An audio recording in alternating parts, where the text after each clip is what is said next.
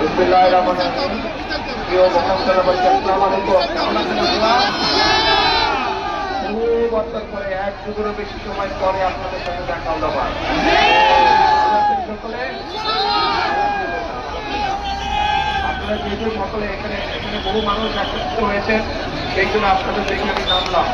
তবে যেহেতু একটা হাইওয়ে, আমরা যদি এখানে বক্তব্য বেশিক্ষণ রাখি তাহলে অনেক মানুষের কষ্ট হবে যারা যাতায়াত করছে।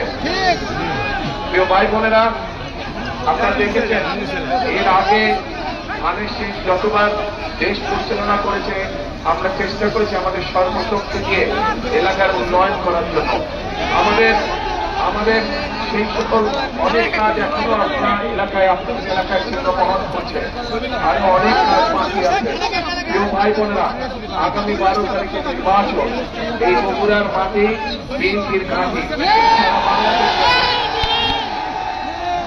এবার আপনাদেরকে বগুড়ার জনগণের আগামী 12 তারিখে প্রমাণ করে দেখাবে বগুড়ার মাটি বিএনপির ঘাঁটিরা, বগুড়ার মাটি বিএনপির শক্ত ঘাঁটি, সবচেয়ে শক্ত ঘাঁটি হচ্ছে বগুড়ার মাটি।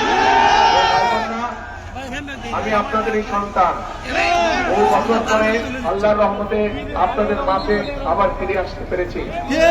আপনাদের সকলের কাছে দোয়া চাই যাতে ভবিষ্যতে ইনশাআল্লাহ আল্লাহ আমাদেরকে সুযোগ দিলে আমরা যাতে, আমি ব্যক্তিগতভাবে যাতে দেশ এবং দেশের